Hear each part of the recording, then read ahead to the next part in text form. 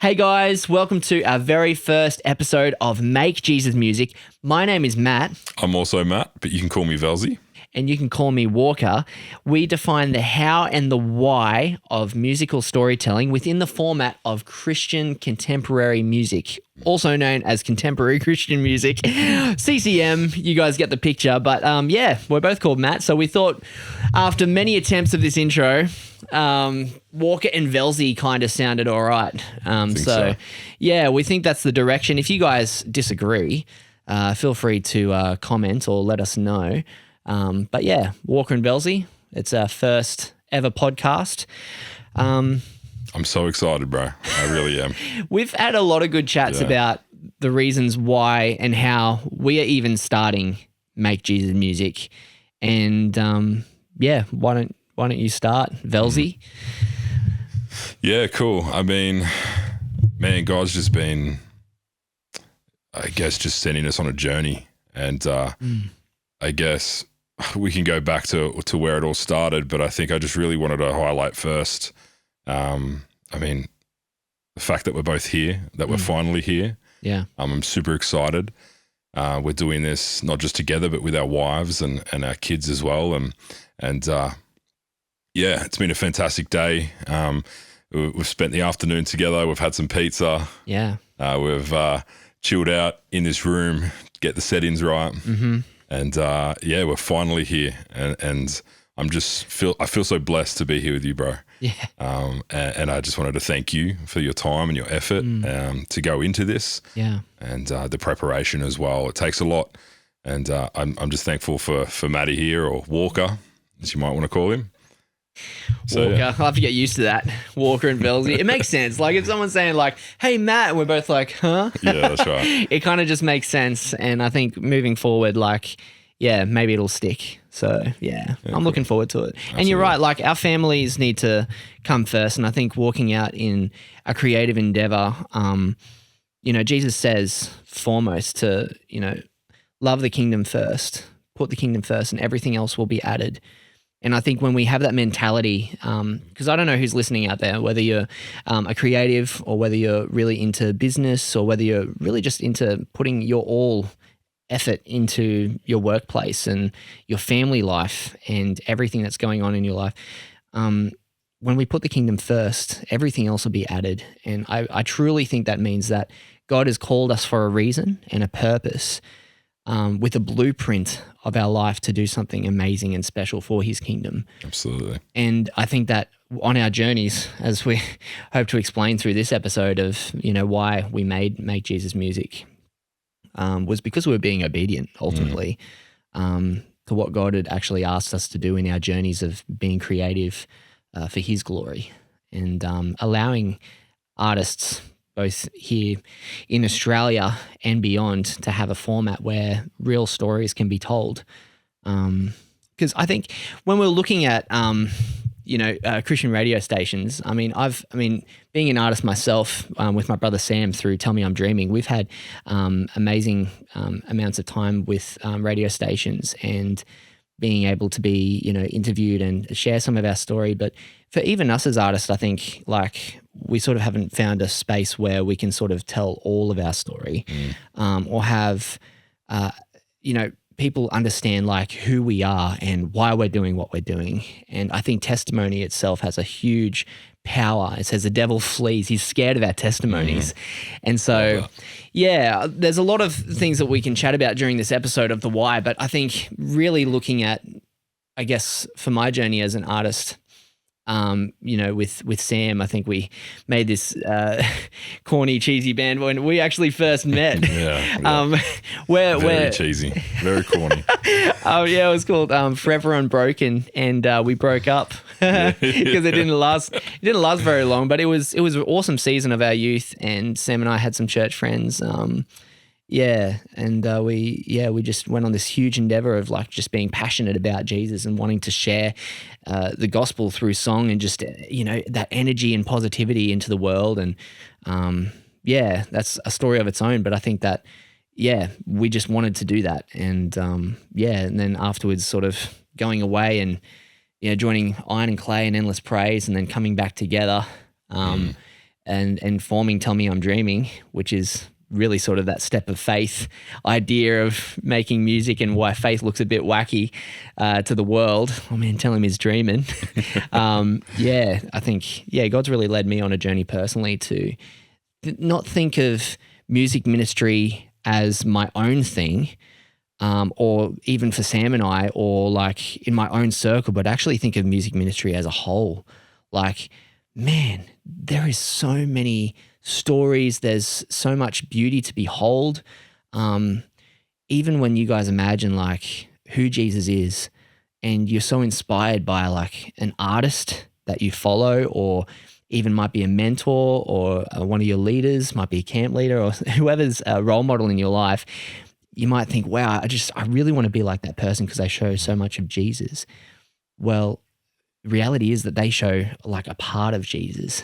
And I think that's the beauty, where as a body of Christ and as a body of artists, we all have a story to tell, and we all bring a different color, a different flavor, a different genre. Absolutely. And that's the part of the beauty of being eclectic in this space, where we can actually explore the different varieties of stories and how Jesus' love actually carves and changes and transforms somebody, and then uses them in such a unique way within the world of, contemporary Christian music. Absolutely, man. And look, I'm so excited to not just hear your story now and be able to be inspired by your journey. I'm sure many people will, but also to share mine.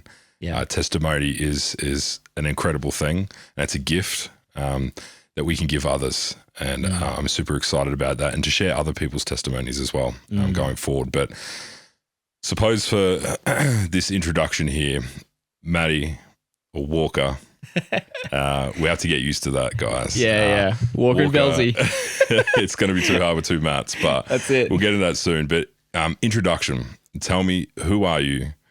Tell me a little bit about you, and then we'll go from there. Yeah, well, my name is Matty Walker, but Walker on this podcast. And I suppose as I previously mentioned before, I think I've been really changed and transformed by the Holy Spirit. When I was 13 years old, I wanted to be a basketball player full time, and just like this little white fella next to Michael Jordan, Kobe Bryant, I thought, man, I'm going to play with these guys and meet them one day. And the Holy Spirit just fully changed my life and direction, because I had Osgood-Schlatter's disease, which was basically a condition for young teens where the ligament in the knee grows out rather than up.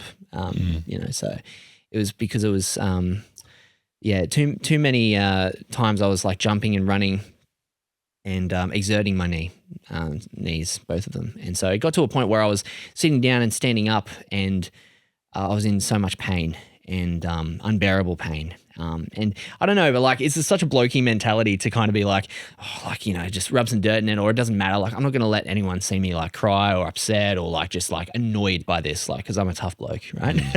So I'm not going to like, pretend that, I'm weak or anything like that. I'm actually going to be strong. I'm going to still get through this. And I think that just really, the condition just worsened, and I was just shooting myself in the foot at the end of the day.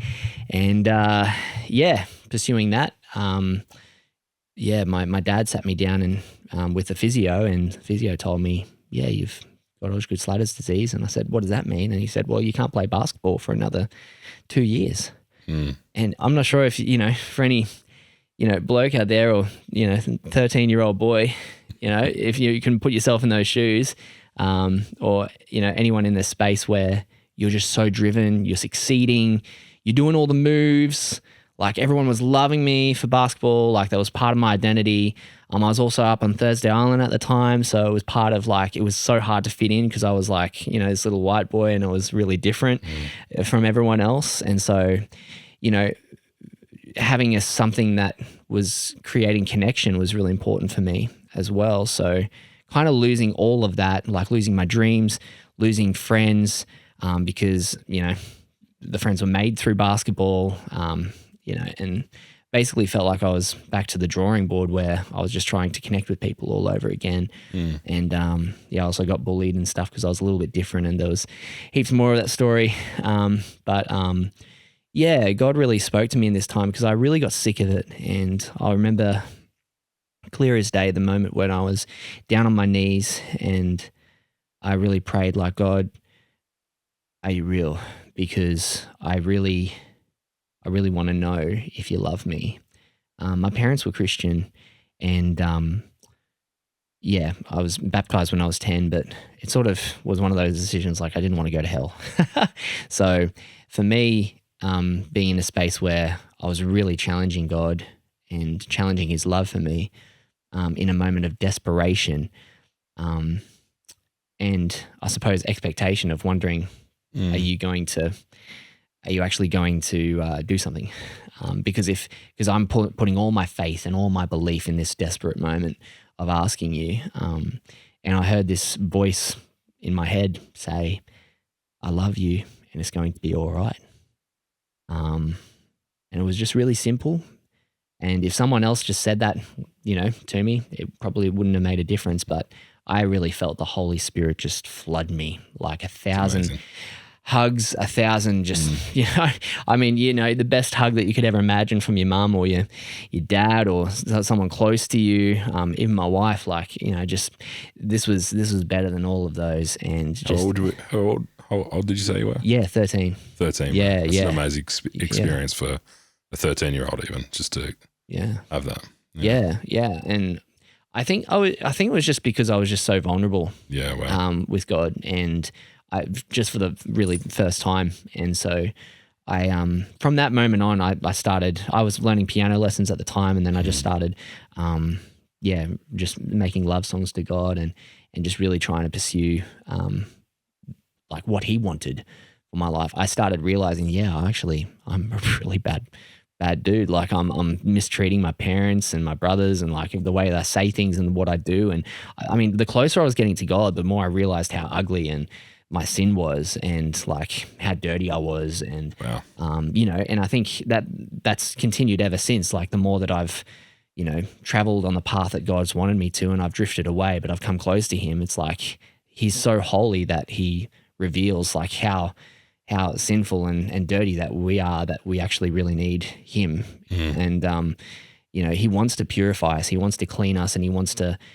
be able to transform us and continue to heal us, and move us into his purposes. And that's really true for me. Like my knees were not healed, but I will tell you something, because your heart was though. Yeah. Your heart was healed though. My heart was healed. And I think that's the most important part. And I think for people to be like, well, that's a pretty story that God can't really heal, I know he definitely does. And for me, I want to tell you something, that I was really challenged by this, because when I encountered Jesus, I really wanted him to heal me, because I'm like, okay, God, I really love you. And now I really want you to make me the best basketball player, because I'll do Let's go. I'll do things for you now. Love it. For the basketball thing. And God obviously had different plans, but like I was really challenged by the idea that, God, can you actually heal me? And this is not something I share very often, but I remember lying on my bed when I was 13 after this experience with God, and a few weeks went by, and I was just reading the Bible a lot more, and I was, basically not witnessing, but like hearing the witness of Jesus, healing people and stuff. Like I'm reading, and I'm like, Jesus is just so powerful. Yeah. And so, Jesus, can you please heal me? Can you please heal my knees? Because I really want you to I believe in you. You've spoken to me, and I know that you are Lord. If you are Lord, please just heal me. And I got to the point where I was like, I wasn't going to move out of my bed until he healed me. Like I was just like, so like, come on.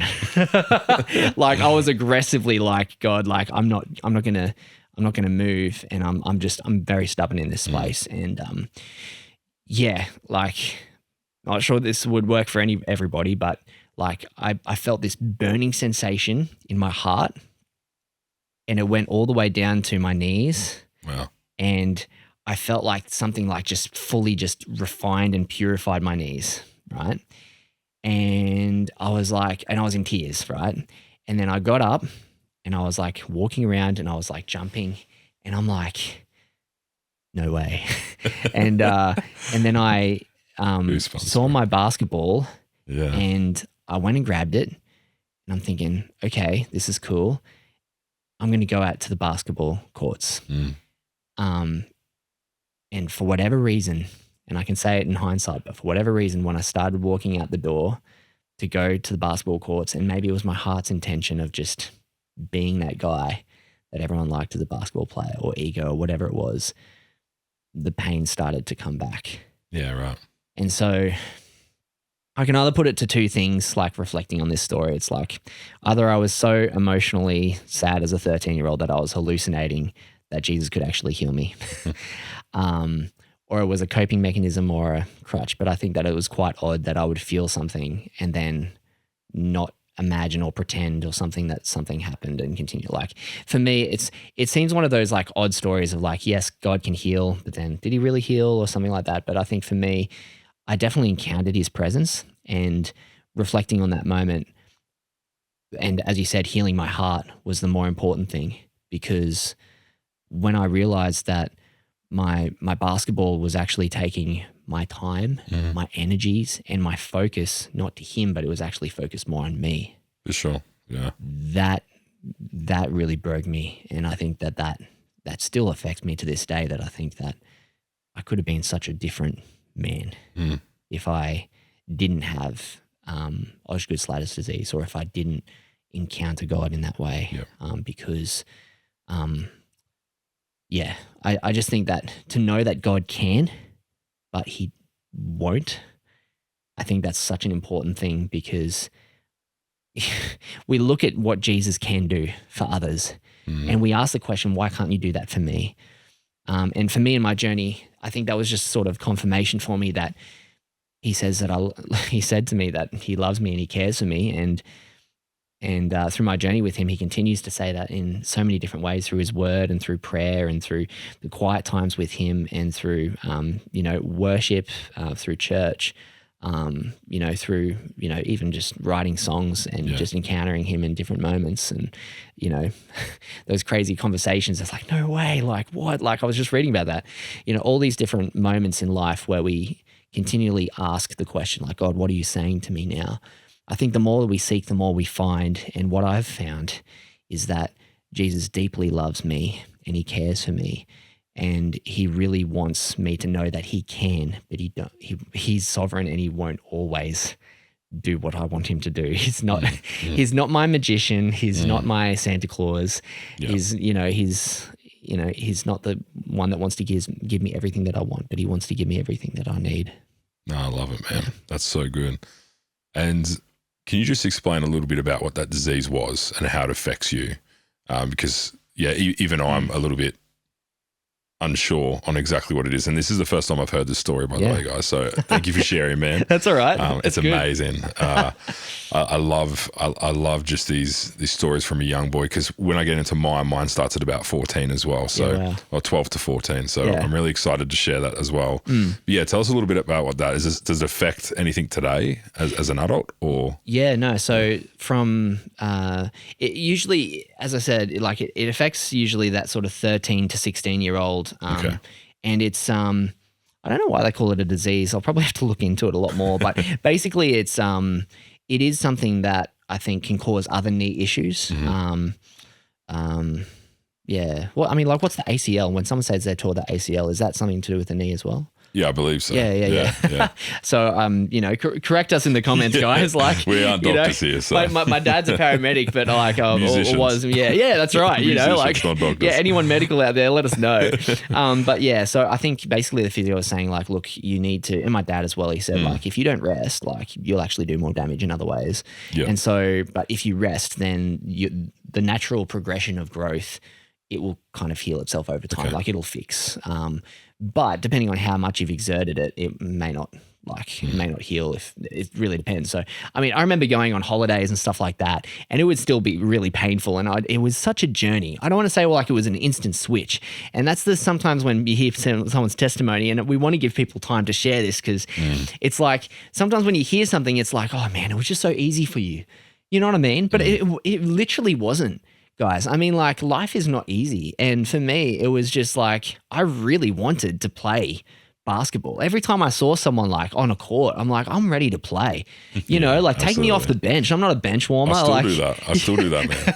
Every day I watch my son play and I'm just like, I want to be out there, but you know, I don't have it right now. So right. Like, but like, I mean, obviously you've come to a space where like you somewhat consolidated those feelings over time. And I mean, like for me, like that journey of consolidation of feelings or resolve was just, it was beyond me. Like it took a long time for me to actually, even though I've encountered Jesus, I'm still struggling with that part of me that really longs to play on the court. And anyway, like the condition, it did heal over time, and it healed faster the more that I would not jump or run. So for a young lad like me, that was just really hard. Yeah. So I guess I can only put it down to it's sort of eventually kind of like I got disciplined and trained out of it, because it's like, oh, it's starting to hurt again, so I'll stop. Yeah. Yeah. Well, yeah. That's cool, man. Yeah. The start of your journey. And so did you grow up around church or around God before this time? Like what was your experience with Jesus before you had that heart-changing experience? Yeah. My parents went to a few different churches. I think there was a bit of church hurt as well in some spaces, but I think more often than not, I think my dad just traveled around being a paramedic at the time, and we just didn't I mean, I think part of his nature of work was that we would sort of get to know people, and then we would sort of go, and then we get to know people and we'd go. And, you know, mum and dad were involved with community here and there and that. But I think something I really treasured was that they really valued us, and they really valued family life, like me and my two brothers. And so, I guess. You can see that helps you today, man, as a father. Yeah, like I stand on the shoulders of giants, like, you know, having good parents, and I want to be even better parents than my parents, and they want that too for me. For sure. And, you know, we can only aspire to be as good as, you know, or better than our parents, you know. And I just think, you know, I have a lot of empathy for, you know, anyone who, you know, have been in, you know, broken families or, you know, and I just feel like I feel very blessed. But at the same time, like, you know, my parents aren't perfect, just like any other, you know, parent out there and stuff like that. But like, they've definitely loved me, and I'm not the man I am today without them. Absolutely. And you know, and so I think that really brings testimony to, you know, let's not underestimate our input and our impact into the lives that are looking to us. Because I think now as a father, but I also think as, you know, potentially like, you know, a role model. Like I've been involved with chaplaincy. You know, we sort of, part of our journey is that we met through chaplaincy. For sure, you know? we'll get to that. We'll get to that. But, you know, my main point is that, you know, we're influential beings. Yeah. Who is Walker today? Like, who are you today? What are you currently doing? And you have a wife. Yeah. You have children. Yeah. Yeah, tell me about it. Yeah. So I've got beautiful wife, Katie, and 3 kids, and Micah, Phoebe, and Eli, and they just couldn't have asked for beautiful kids, man. Yeah. Nicer family, you know, as you've witnessed staying here, and that, and our families connecting, which is really awesome. It is, man. And so I think it's been really interesting. So I guess after starting stuff with Sam and reigniting this sort of music stuff for both of us, because as I said, we sort of went on with different bands for a little season. After Forever Unbroken sort of season, we actually got opportunities to travel and tour around Australia with different bands, Iron and Clay and Endless Praise. So while I was in Iron and Clay, I got to actually go around and actually speak about my testimony about basketball and how I was, misguided in my heart at 13. And, you know, I was a bit bullied and stuff. I couldn't connect and fit in, but, you know, I made the basketball over, you know, Big Gabe's, as they knew him on the basketball course, the big Islander guy. And I was like, doesn't matter how big you are, you know, man. yeah, that's right. That's right. It's a stereotype. That's right. But he was fast, man. You know, he was a big fella. And I just like, I think it was just kind of like, man, this little white fella made the basketball over Big Gabe's. And like, man, and they called me the little white professor because there's like N1, like and that was part of the culture as well, just in context. Like N1 street ball wasn't like an NBA. So as much as I wanted to kind of make it to the heights, N1 was like, how good are you compared to me? Comparison. Right? How good is he compared to him? Like it was always like a 1v1 thing. We're going to have to 1v1 at some point too, right? There you go. There you go. Played basketball against each other yet. I'm no good. Yeah. But you still played, I'll take right? my son in though. He's good. Yeah. I've seen Albie play, man. Good. So but yeah, it's all about like the ankle breaking thing. It's like, man, he made that move and everyone's going off. And it's like, it's a lot of fun. But within that culture, it also, you know, if your head is so far in it, like mine was, it was just more about like, my identity is very much wrapped in how good of a player am I, and that's part of, you know, it's a bit egotistical. Yeah. Maybe for the wrong personality, but like if it's all about you and how good you are rather than a team, it's So what was I saying with this? Coming back, I think, I got to basically talk about ego. I got to talk about getting bullied. I got to talk about all these things while being able to spin a basketball on my finger, because that was the only skill that I could have, that I could retain from basketball. Like I still like muscle memory. I can still do stuff now. Should have brought one in, see how long we could go. Yeah. I pretty can much. do it now. Oh, can you? Yeah. Not for long. Like watching my son play all the time, I was like just sitting on the benches the whole time, just trying to learn how to do it, and now I can do it for like a fair while. Okay. Maybe we should do like a baskeball, like, you know, spinning on the finger, like comp. We should. Yeah, we should try. We'll post it to Instagram or something. Yeah, for sure. Just a little reel. Next episode. Or maybe in the episode, we can Next episode, we should try. BYO ball. Yeah, BYO ball. Yeah, I got to get a good ball. Yeah. I got dogs and they chew them all up. The best grip.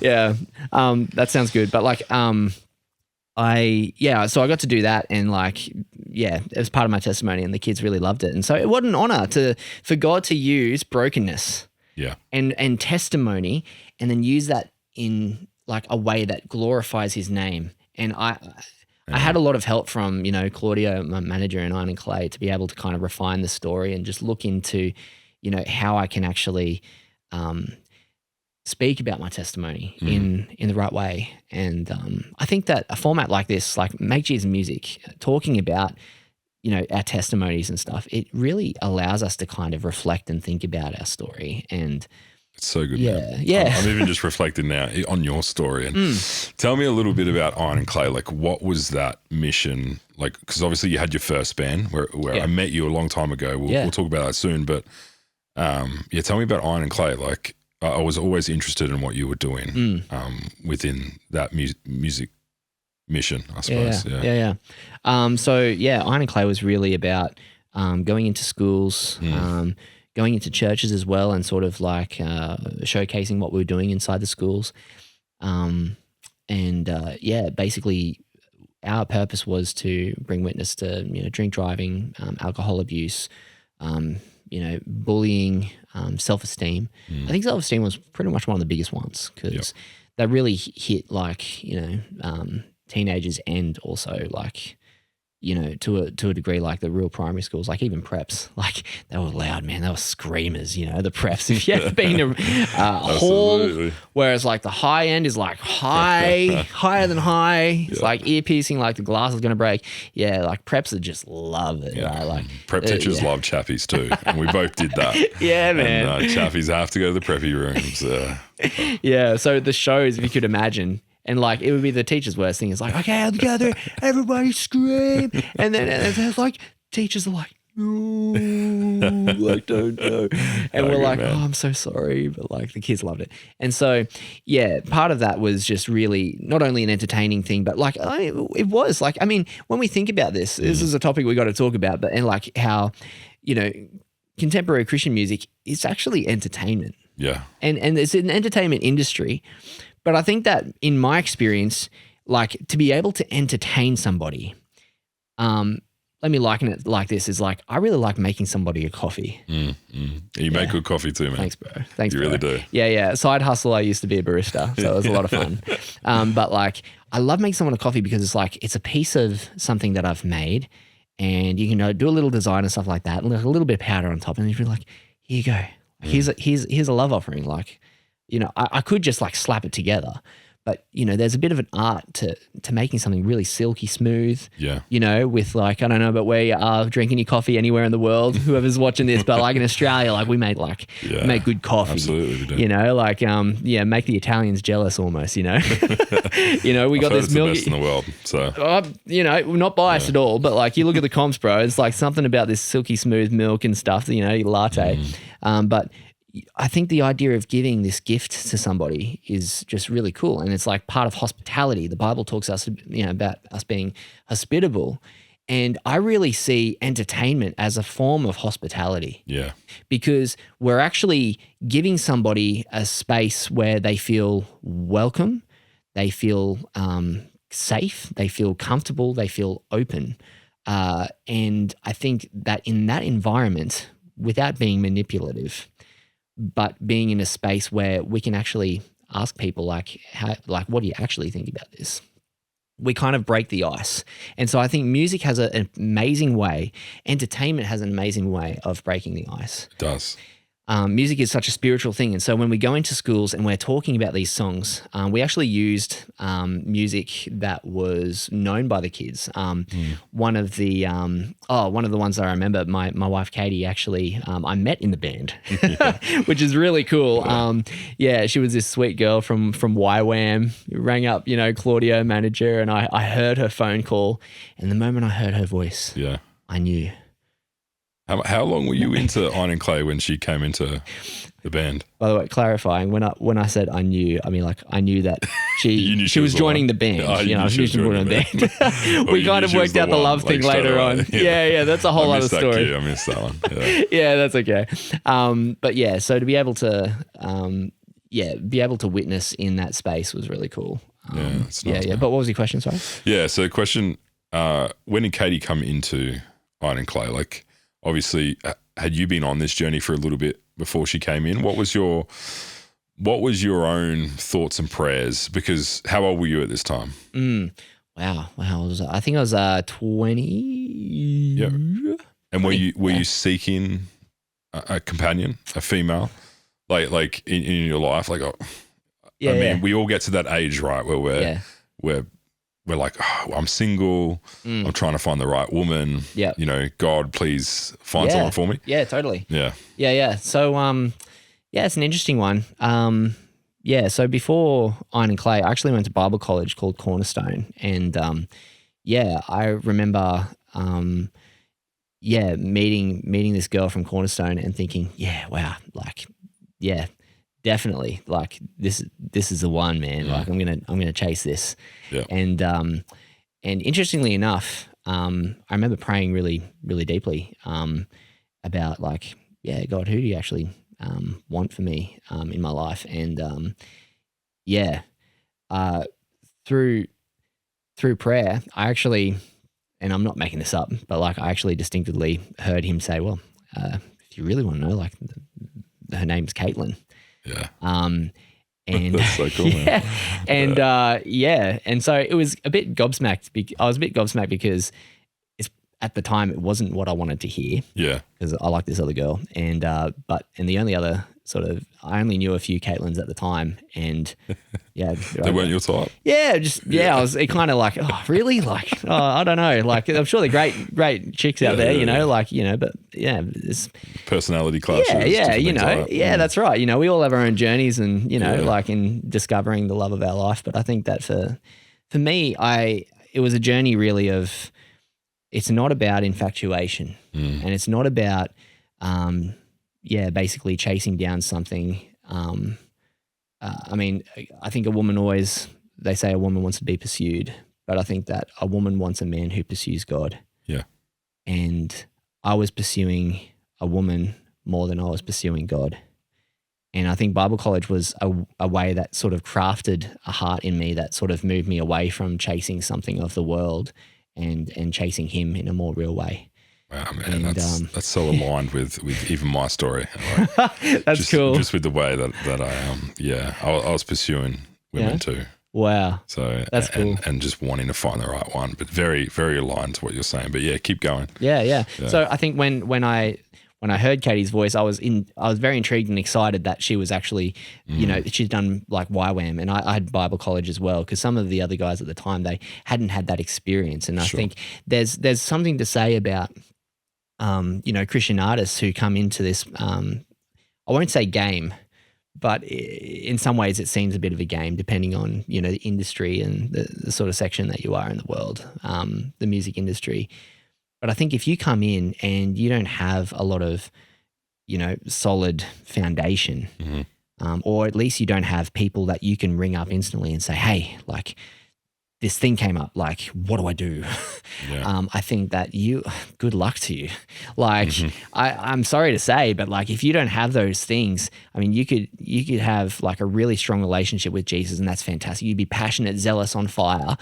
But if you don't have a community around you, if you don't have a team, if you don't have a foundation that's built you into knowing confidently who you are in Christ, then when all the DMs come and be like, I hate your music, when all the DMs comes and say like you're trash and all this other stuff, it's like, man, or like when you're so egotistical and everyone praises you, and then it's like, and then it's so easy to become about you rather than losing your way and becoming something totally other than what you even signed up for. And so I think that reflecting on other artists' journey and my own, I'm just so grateful, not only for my like upbringing, but the choices that I've made to listen to my parents, because a lot of people don't. Yeah. And I haven't been perfect at that, but also like, to be able to say, yes to mentorship and actually make the intentional call to call up like mentors that don't want to be disturbed, even to say, hey man, like I just really like, can I call you? And when can I call you? You've like, done it to me, man. You've done it to me many times before we even knew God was going to make this podcast happen. Right. You were calling me, you're sharing songs. I've shared songs. Like we've been able to give each other support and advice. And it's not just in music as well, but iron sharpens iron, man. Yeah. And regardless whether it's music or not, it's so important for our journeys. So yeah, but with the Katie thing, right? Yeah. When I was just so encouraged by like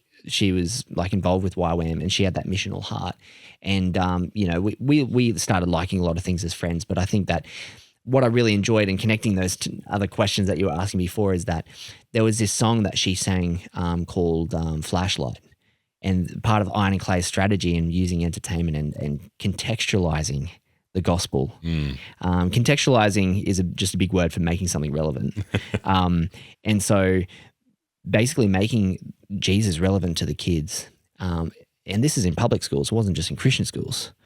And so sometimes we couldn't actually just shout Jesus at people because it wasn't allowed in schools. I don't know where you are in the world, but like sometimes the Bible's like, people getting persecuted right now. I face it today, man. I face it today with my job. Yeah. It's not easy. Yeah. So, but I mean, like being able to have this space where we can freely talk about Jesus is hard, but where we can sort of basically say, hey, like this is the word of God, like this is what it says, without saying it's the word of God. I think that's, it's quite crafty and clever, to be not a crafty in an evil way, but like creative. Yeah. And the way that God's called us to be. And for Katie, she used this song called Flashlight, which was really big from Pitch Perfect. Yeah. Okay. Right. And, back in the day, and then everyone had their light, from the, their phones out, flashlight. I actually love that movie, man. I don't know. I love it. Yeah. And it was just so inspirational, and then like, so all the girls are there, when we're there in Iron and Clay, and they've got their lights out, and everyone, get your lights out and stuff. And so, from your phones and stuff. But Katie's message was about how she traveled to different places like Bolivia and, other parts of the world where the kids didn't have clothes. Yeah. They didn't have all of these things and whatever. And so, that she got to see the more important things about people. And she was able to consider, hey, if I'm able to be changed and realize that there's a world bigger than me, maybe you can see that there's a world bigger than you and you can be a light to somebody else. Beautiful. Yeah. And so it's very possible to kind of bridge the gap between flashlight, like a little funny song, cheesy song, to saying, actually, when you hear that song, I want you to remember that you can change somebody's life. Yeah. You can actually be a light to somebody else who's living in darkness, who doesn't have opportunities you have, who feels bullied at school, who, whatever. So it's amazing what God can do through simple songs and stories when you have a heart intention to serve him and you have someone to help you refine your story. Oh, I've got goosebumps. That's why we're doing this, though. This is why we're doing it. And these are the stories that have led up to this point. And I think we can reflect on that and say, hey, even Katie's story is impactful and is legitimately serves the reason why we do this. Yeah. Because this is going to give ourselves, but others, a platform to be able to share their story and hopefully not only give them a platform to do it, but be able to impact other people that are listening. Amen. And that's what we hope for. God has a plan, and wherever God takes us on this journey, man, I am just so excited. I really, really am. Yeah. And I can't wait just to continue to share stories like this. But anyway, keep going, man. Keep going. Keep going. What's next? Keep going. What's next? Whoa. Well, so you were in the band, Iron and Clay. So you've met. Yes. You've. Oh yeah. So we were in the band, and we just both like climbing mountains, and we both like doing stuff as friends. I don't like climbing mountains. Oh, actually, there was this huge mountain. Actually, it's in Toowoomba. It is. It's like Mount Tabletop. Oh, Tabletop. Tabletop. You can't climb it anymore. You can't? No, I learned not long ago because I was talking to somebody and I was like, I climbed that when I was like, I must have been about 10 years old with my uncle, Russell Bauer. Shout out to Russ. He'll probably watch this, I reckon. He's a good bloke. He took me up there and I remember getting to the top, just such a beautiful view. But they've blocked it off now. I don't know if it's like something to do with Aboriginal heritage and some other things as well. I'm not too sure. Maybe some people might have been lighting fires up there or something. Something stopped it anyway. No. Yeah. Can you still? So you can't go to the top anymore? I don't believe so. That's so it would have been cool for us to go up there one day. 100%. A podcast up there. Oi, there you go. Anyway. Tabletop podcast. With the table. We could bring a table up there. Oh, we'll strap it to your back. On the tabletop podcast. With table tennis. With table tennis. Tabling ideas. Are you good at Are you good at table tennis? Not really. No? I'm not too bad. I once, when I worked in child protection, I was working in a resi and we actually had a table tennis competition. Yeah. And I held the spot of the king of table tennis. For maybe half a day. Oh, half a day. I think you were going to say like, it was like undefeated. It was like a year. No, not at all, man. They would, half a day, bro. Well done. Yeah, thank you, bro. I appreciate it. Fist pump for that one. Yeah, dude. Yeah.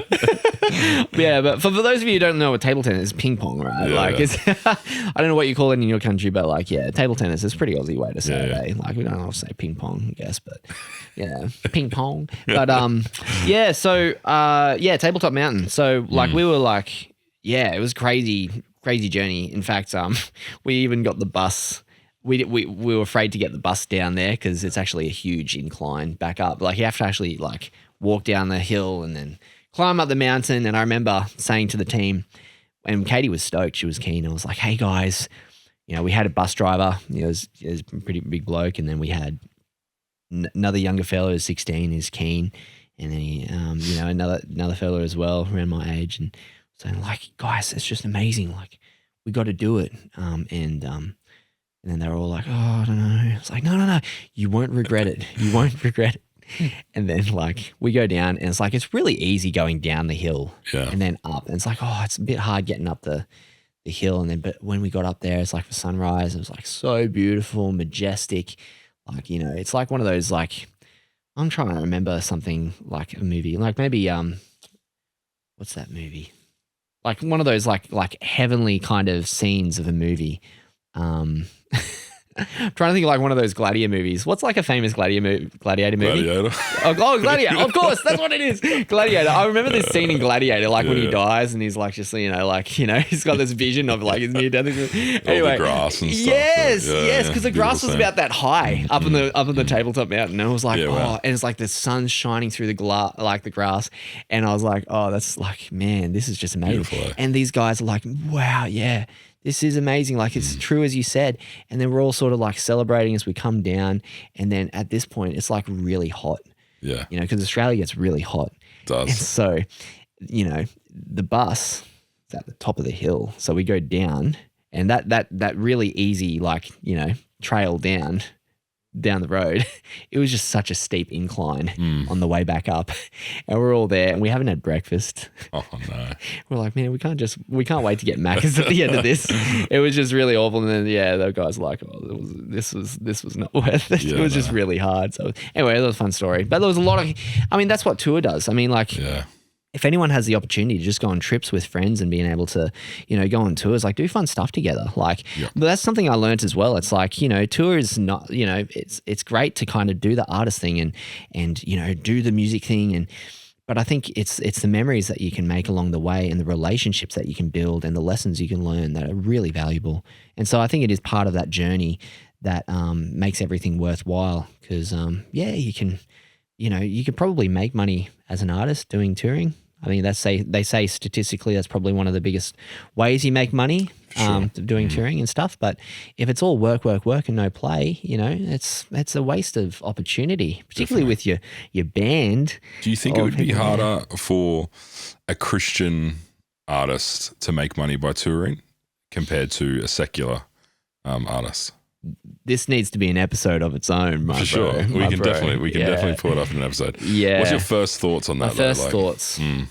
So say the question again, just so like the difference between everyone can have good clarity. Obviously secular music and being able to tour. Yeah. Like whether I know in my experiences, cover bands obviously made more money touring compared to original artists. Yeah. And if you're an original Christian artist then trying to tour, and maybe this is for another episode because I'd love to dive deeper into it with you because you've had some of this experience. But do you think it would be tougher being a Christian artist trying to make money through touring? As far as my own experience and gleaning of the experiences of others in the Christian music space and even just, listening to podcasts in, I guess what we would say the secular music space. Don't really like that term secular. I think, because there's a lot of just being open and honest. There's a lot of, Christian musos out there that, as I said, it becomes egotistical. And it's like, is it really about God anymore? So I think that, it is a gray line sometimes when you become part of the industry and part of the model or part of the beast, I suppose. Yeah. The music industry shouldn't be a beast, particularly the Christian music industry. But I think if we reflect on the term beast, it devours. And I think that you don't want to be devoured. Who is the beast? Who is the beast? Well, it says that the devil is a lion prowling around and waiting to devour. And so I think that we can give glory to evil, to pride, to ego, to self-idolism when we don't turn the attention to Jesus. Absolutely. And I think that can happen in very small, insidious ways where I think those small thoughts planted seeds in your mind to say, you don't really have to do that. Yeah. You can, you're amazing. Like, you don't have to do that. So I think personally, I've been grateful that I haven't watered those seeds maybe as much as others, but by their fruits, you'll know them.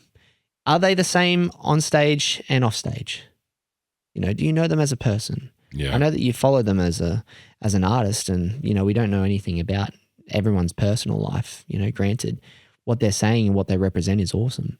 But I think that I mean, again, this is why we're doing the podcast, because I really want to know who are you? Like, I want to follow you. I want to glean on your experiences as an artist, because of who God has made you to be, not by what the industry has made you to be.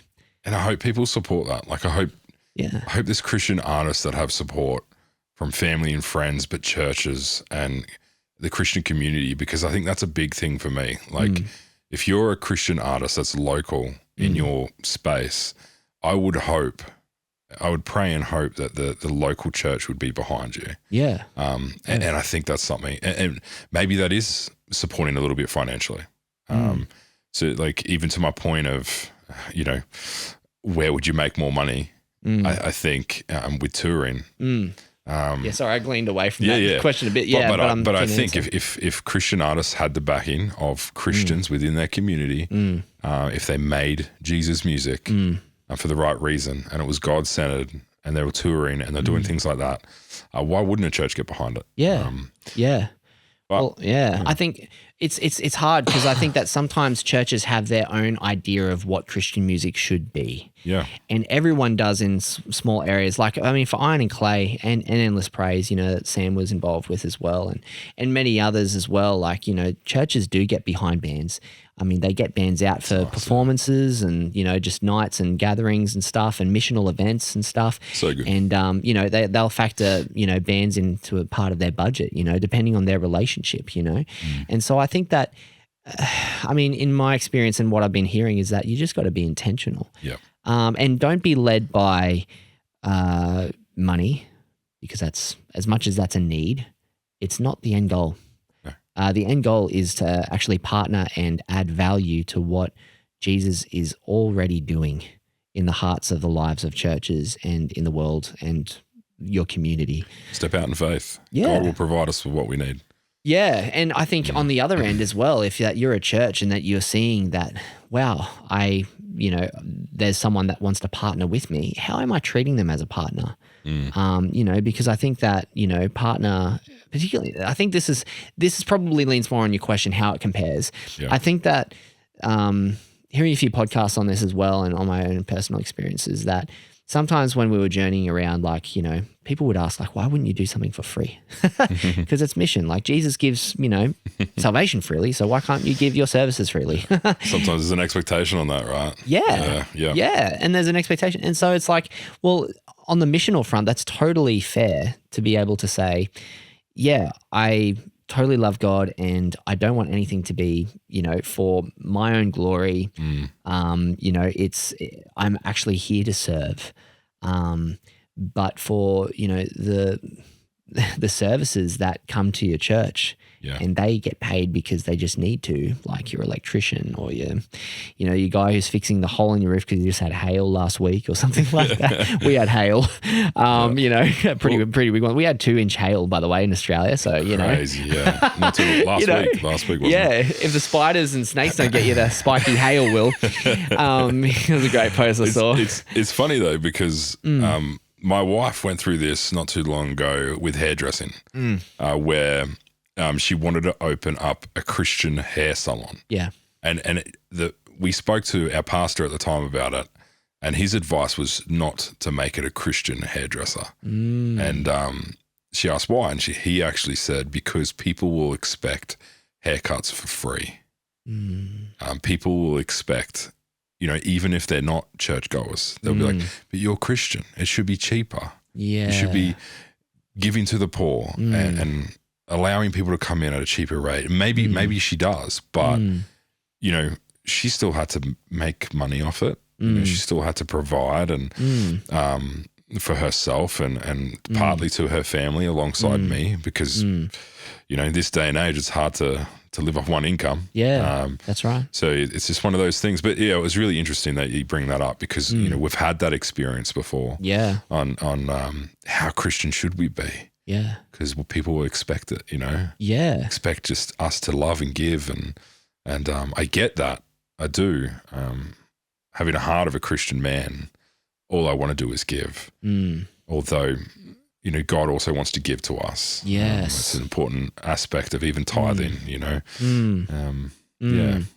Yeah, it is hard, I think, because, putting ourselves in being the hands and feet of Jesus, love says that we love unconditionally and that he calls us to give without expecting anything in return. Yeah. And to not even know what the left and right hand are doing, to give cheerfully. Yep. And I think that sometimes when we do that naturally and consistently, I don't think our spirit gets burnt necessarily. I mean, there's people who feel obliged to give again and again in church. And I think there's a difference there between giving in obligation or giving out of love. Yeah. Because when you're giving out of love, you're listening to the Holy Spirit and he's prompting you to kind of say, you should definitely do this. I'm working and flowing through you in your generosity. Yep. But there's another one, be like, okay, I have to give. And I mean, there's a discipline of giving too. So I mean, it's another podcast, man. Like it's another conversation. There is. But I think that this is a term of giving. Like it is. Even within time, and not that I want to glorify what we're doing. This is to glorify God, right? Yeah. But I think even this, right now we're recording this podcast late at night. Our families are asleep. We have to get up early for church tomorrow as well. Right. But there's discipline in this, but we're doing it because we love God and we want to serve Him. Yeah. We're not doing this because we feel obligated to. We're doing this because we really want to. Yeah. 100%. And we could have waited another week to record this episode, but we were just like, nah, man, let's do it. Like, let's get it out. I can't wait to serve Jesus, through this podcast. But let's, we could talk for ages on this sort of stuff, but let's bring it back to our stories. I just want you to finish off sort of where you came from iron and clay, and how did you get to this point now? Like not to the podcast, because we might do that next. Yeah, sure. Before I go into my story. Yeah. Although, I just kind of want to know, I suppose, the time between iron and clay to the music, doing music with your brother. Yeah. And then, ultimately ending up now in the band you're currently in and the stuff you're doing. I want to hear about that. Yeah, sweet. So, after Iron and Clay, Katie and I, we had feelings for one another. Yeah, and that's awesome. Yeah, it's great. Yeah. My best advice is that, be honest, and be transparent. Yeah. Things that are left in the dark, will be exposed. And how do you want them to be exposed? I think that's one of the things to think about, because I think if you really like somebody, then you should, I'm not here for any, don't take this as advice, like solidarity advice, but I think for Katie and I, being in a missional space, and I mean, one of the rules was like, you can't have like girlfriend, boyfriend in like, the band and stuff like that. So I think that we could either just kind of go and the lie of like, no, we don't like each other, or we could actually just be honest and say like, okay, well, I do, because, and I think we kind of got to that point. And so we actually told our leader, Claude and his wife, Shelley, and we just said, we really do like each other. And so one of the craziest things was, and I respect Katie to this day, and real heart of, Proverbs 31, woman is she, they said, look, just for your own sort of safety, because we've had some bad experiences where people have not been transparent and they've kept things from us and we've been quite hurt by it. And it's kind of just messed everything up. We would like one of you, and most likely it'll probably be Katie, to not go on tour. So that was pretty heartbreaking, from making the right choice and then what? That's hard. That's hard. Man. So we're paying the price of making the right choice. And I want to encourage anyone out there listening is that sometimes the right choice is hard to make, but it's the best choice to make, because the latter would be worse. And sometimes there's no easy way to kind of go through a journey when it is a hill climb anyway. But that hill climb can be a lot worse when you don't have support. And so for us, we'd rather be transparent and have support and have blessing. And so we chose blessing, even though it was hard. And Katie stayed back for, I think it was like 2 or 3 months.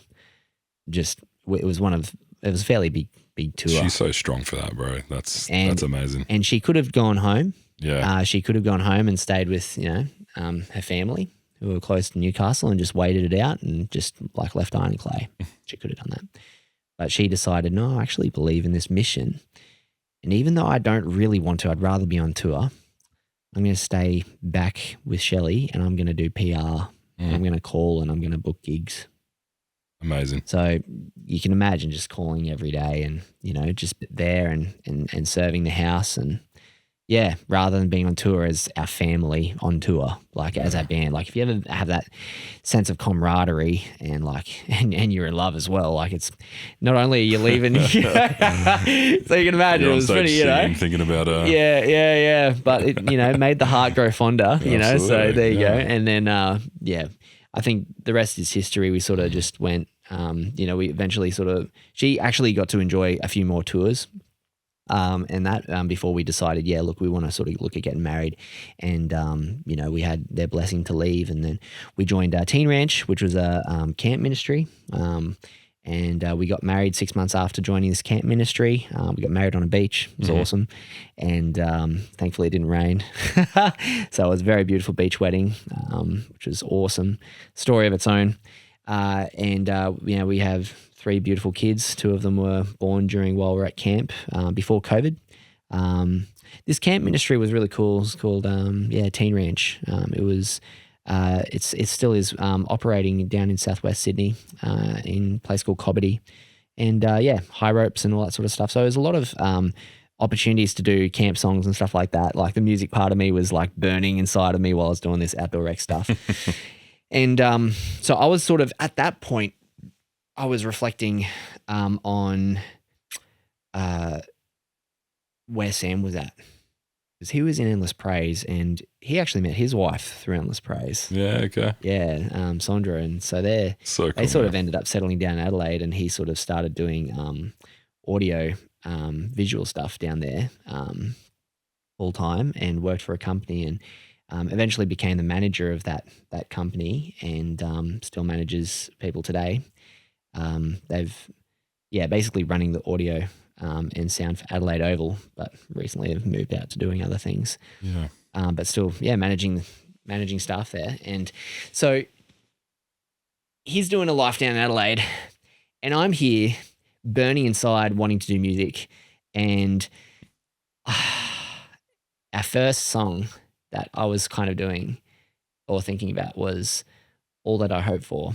And the song really expresses the journey that I've had in one of the key words or lines are, all my dreams and your dreams come together. Have you promised me all that I hope for? And if you reflect on, I guess, the testimony that I've said so far, it's sort of, it's really reflective of, it's a beautiful song. Yeah. It is. Just go listen to it. Yeah.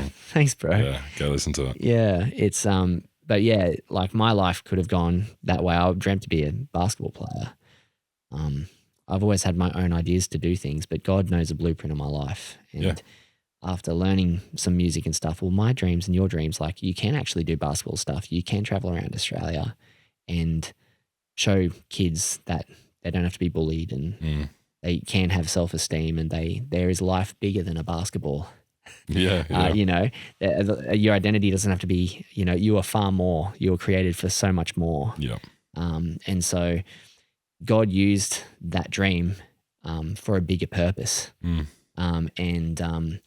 So reflective of that, I was like, man, Sam, like I just really want to continue to show people how good God is through music. And I got this song and I just, at this time, this is crazy. So we had Micah and you can imagine as a new parent, it's crazy. Like you're adapting to less sleep.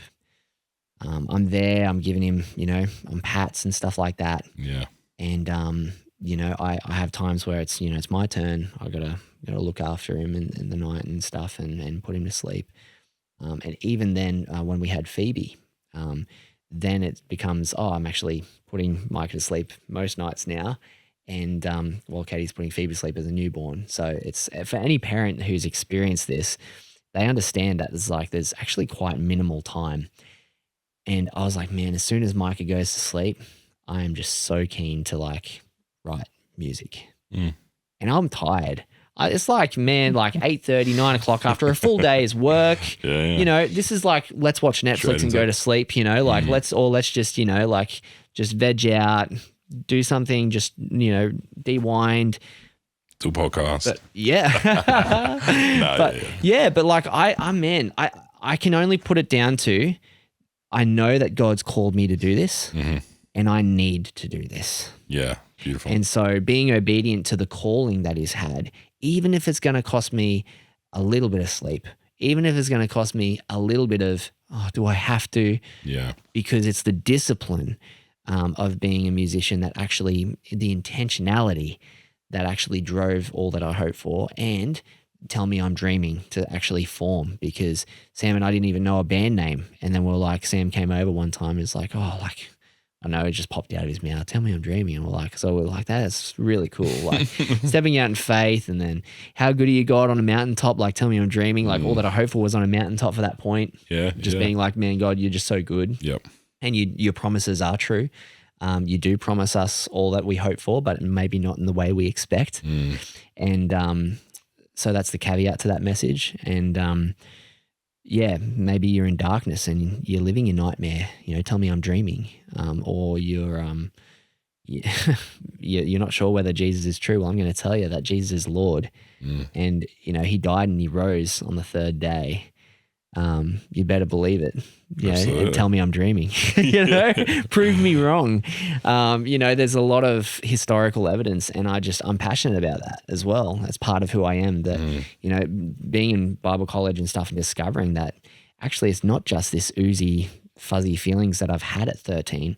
There's actually so much more reasons and evidence and all of this stuff that supports the existence of God and stuff like that too. So it's really, really cool. Yeah. Yeah, no, definitely. Yeah. That's so cool, man. I just reflecting on some things though. I just wanted to talk about, I guess, before we get into maybe even my story. Yeah. How did we end up doing this podcast? And I suppose what I might share is go for it. A little bit about when I did child protection for a while, and for probably about 8.5 years at this point. And for me, I needed a break, and I'll get into my story, maybe part 2 of this podcast. Maybe that's when I'll share. But yeah, sweet. I thought we should start, at least in this introductory podcast episode. Just wanted to sort of discover how we got here, really.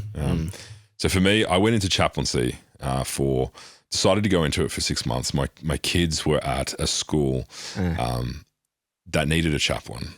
And I was like, you know what? I'm done with child protection. I want to go into something where I can really serve God. And I had the interview, and I remember doing the interview, and Carlos and Phil, I don't know if you know Carlos and Phil. I don't know if they'll listen to this, but if you do, g'day, Carlos and Phil. Love you both. I did the interview, and they wanted to pray for me at the end of the interview. And I remember them saying, Matt, would you like us to pray for you? And I said, yeah, just pray for me that I get the job. And they had a bit of a laugh, and they were just like, oh, yeah, okay. And I was like, well, all right. So I ended up getting the role, and then pretty much straight away I was invited to chaplaincy conference on the Sunshine Coast, which for me was quite awesome. I get to go away for a few nights, get to experience this conference, get to do my chaplain induction. I love my family to bits, but it's nice to get away for a couple of nights, you know?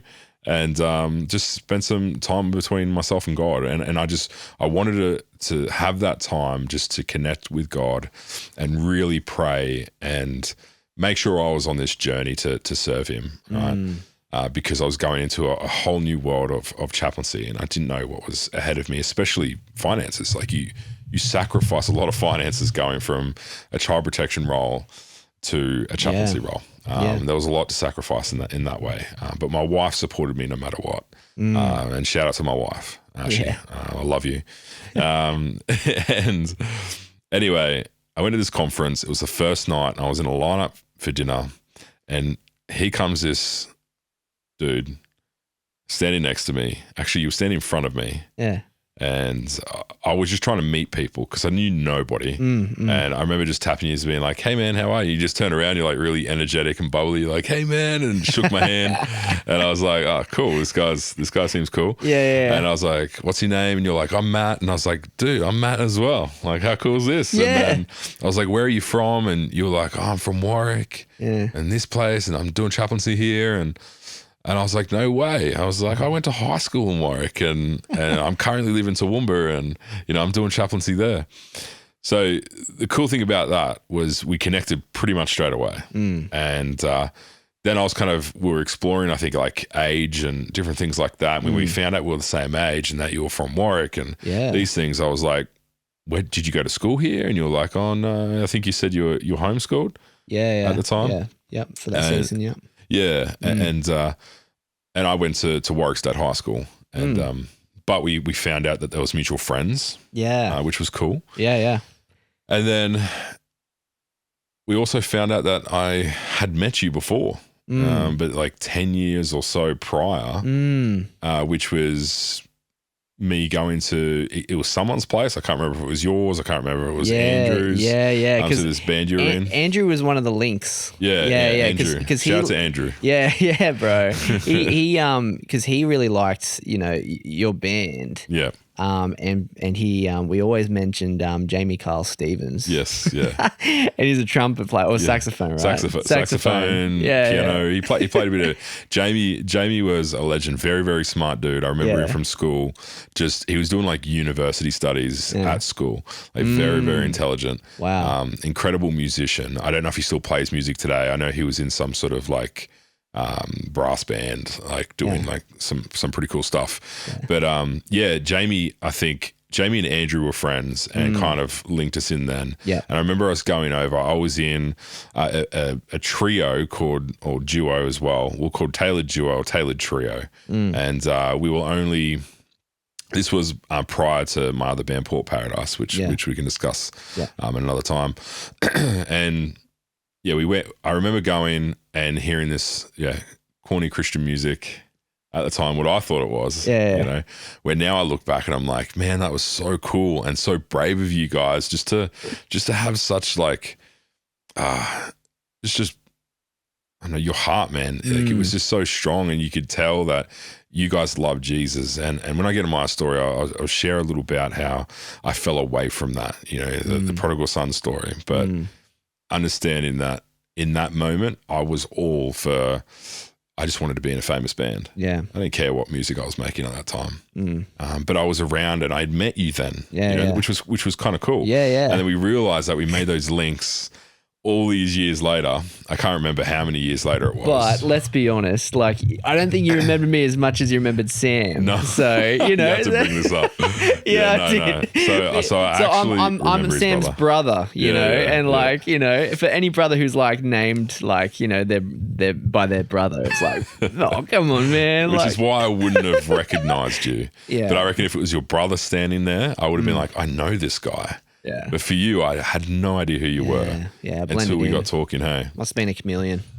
Well, the idea was, I mentioned it earlier, that maybe Sam's a little like quirkier or something, a little, I don't know. There's just something about him that stood out that now I remember him. So Sam, if you're listening, you probably will. Sorry, man.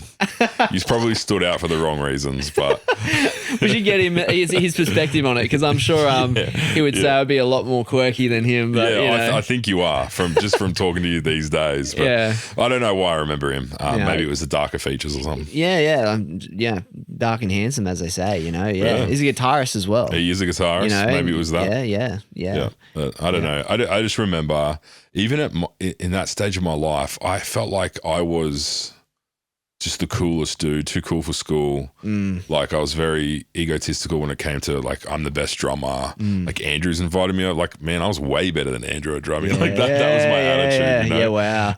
Like, I just felt like, and I just wasn't. I mean, people might have seen me as a nice guy, but it was a mask. You know? I felt like I really masked how I really felt. And I tried to show I was a nice guy on the outside, but I was probably a little bit egotistical on the inside. You know what? Like, actually, I haven't told you this, but like, when I saw you walking by and like high school is a cliquey space. Yeah.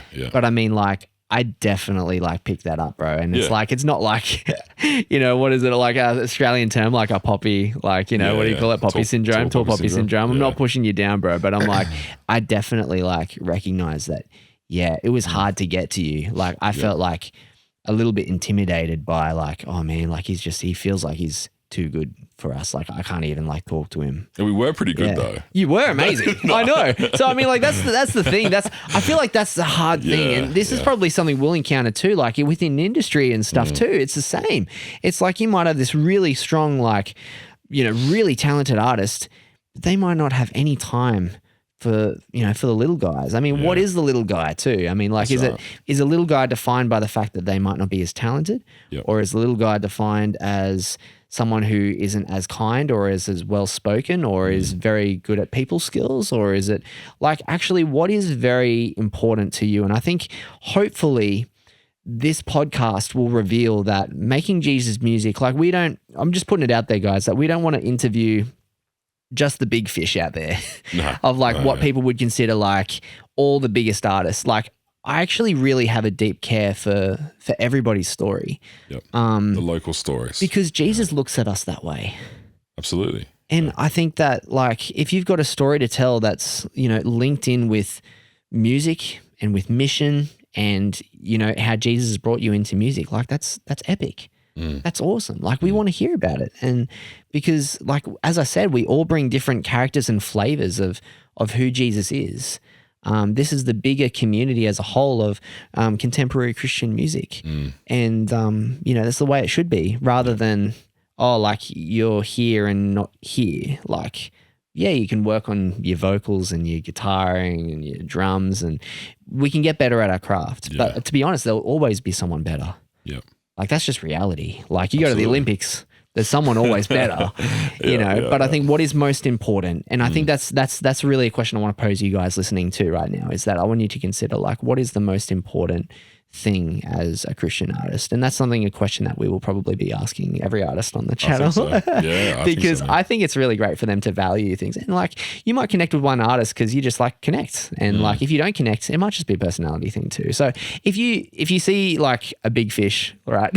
Or if you like, it's a bad term, big fish, I don't know what to say, but if you see an artist that has like a lot of followers and you really want to be friends with them and they don't give you a second glance, it's like, well, maybe they just are having a bad day, or maybe they just have like so many people asking for their attention and stuff like that, and they're kind of just a bit over it. They're just after a genuine time and space to find genuine relationships, which is really hard in the noise. And so I think that, for us to kind of really glean from them and stuff like that, there are opportunities to do that.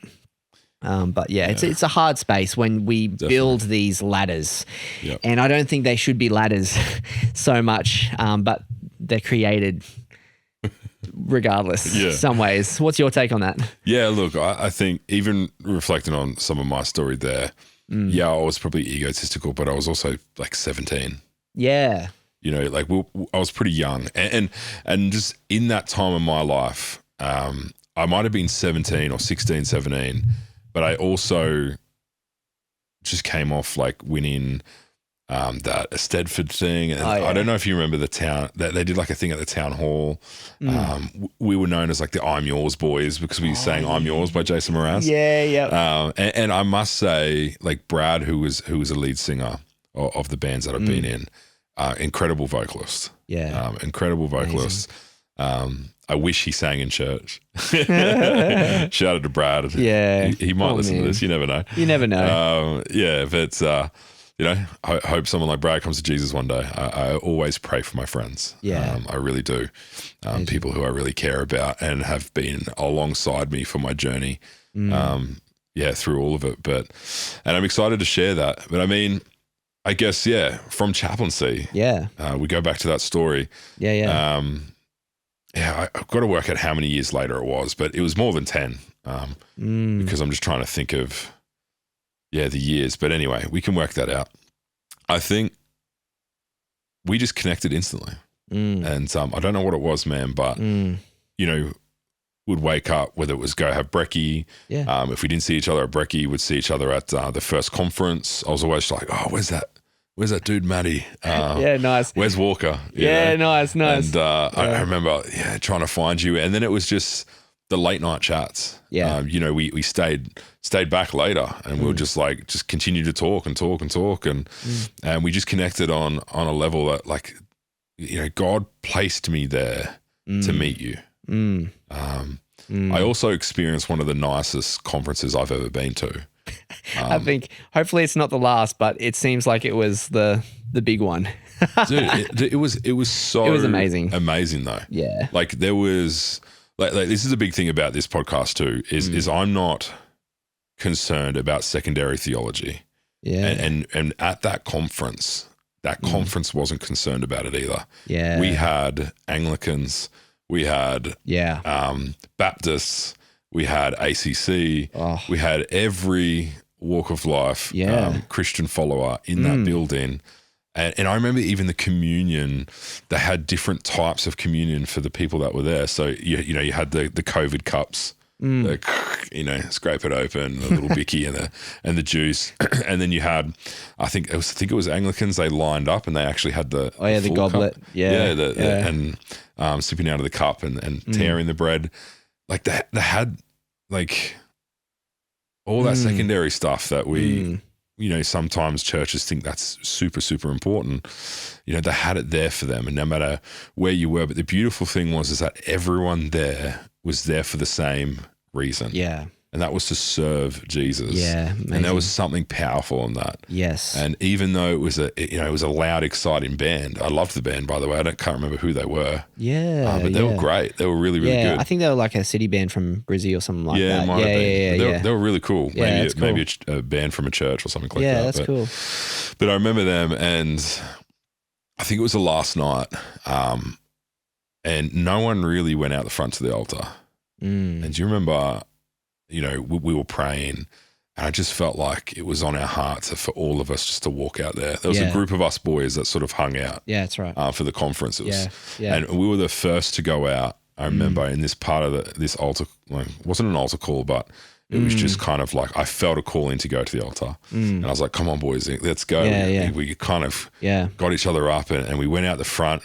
And I remember us all just started praising. Some of us got on our knees, some of us stood. And then I remember turning around, man, and half the church walked out the front. Yeah. Like we led that as a team just by being faithful in our prayer and just what God was telling us in that moment. And then later that night we sat down and I remember us just praying, saying, hey, both of us had that feeling of just, we need to get our wives together. Yeah. You know? Yeah. And that's what we did. We got our wives together once, later down the track. It took us a while and then we did it again. And here we are now. They seem to get along really well. Yeah. I really enjoyed tonight. Yeah.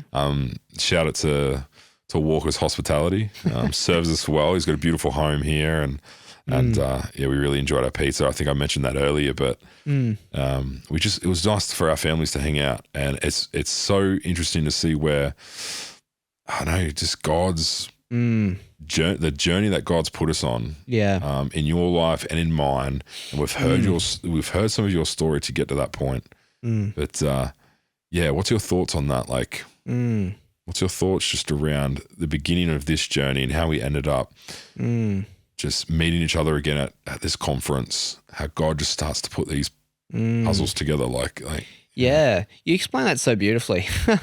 I really, I'm so captivated by, the jigsaw pieces that God's put together to make this happen. Yeah, leaning into what I was saying before about from camp ministry and stuff like that with Katie, we sort of moved back to Newcastle over the time that we were doing when COVID's basically happened. And so there was an opportunity for me to basically be a residential worker. And so I sort of lent into that lifestyle of being, someone stepping out and really caring for the kids that are out of home care. And it's tough. Yeah, it's a tough gig. A lot of brokenness. Yep. Really tested my empathy and my thought process of how God loves. Yeah.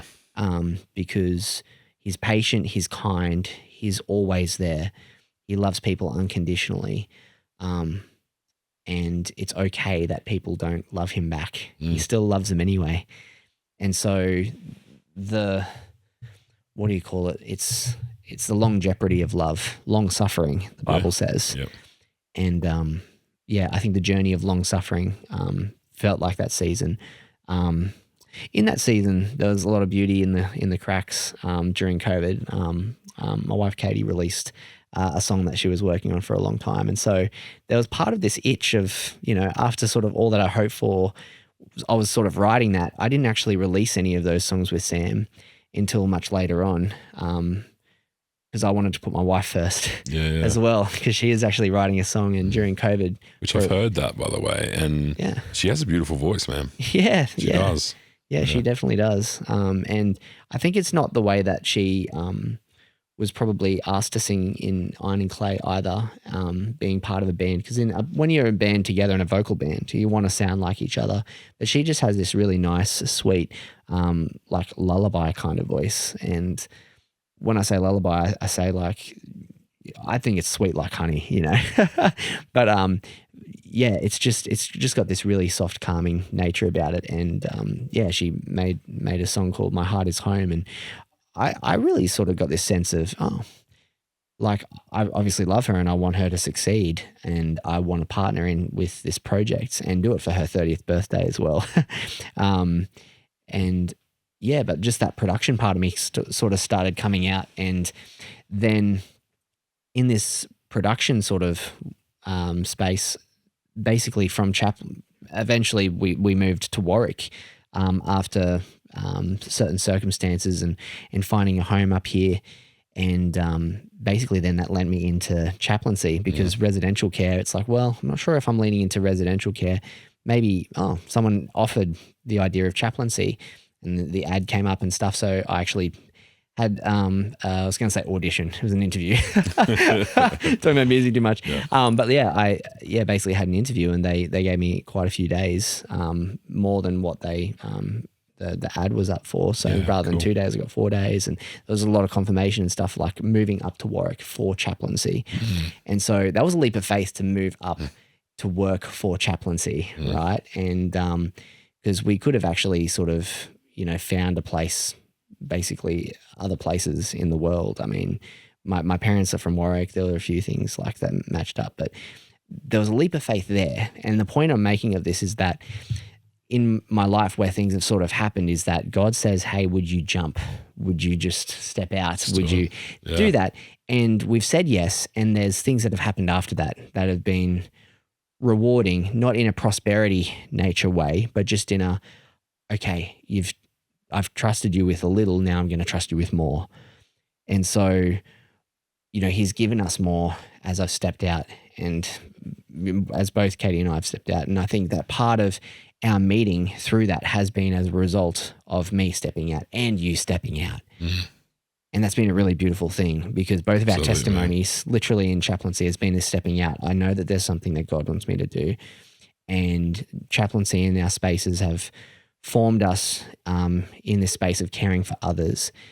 And I think that this podcast will really reflect that sense of care and nurture that we have for others, and that we really want to see artists grow, and the Christian music industry to grow in a really positive way that pleases Jesus. Yeah. And so I think, sort of leaning into that. That's kind of my perspective on that. Yeah, you can see the pieces though. It's like if God had the world in His hands, He's got the whole world. Yeah. But like, I just feel like you can almost see Him just moving these pieces. Hey, like, and it's just like these things are happening in my life at the same time. And the same time as you, we both end up in chaplaincy at the same time. Yeah, to do our chaplaincy induction at. They have a lot of inductions. I was thinking about this the other day. I could have gone to another induction. You could have. You absolutely could have. Anything could have happened and just switched it.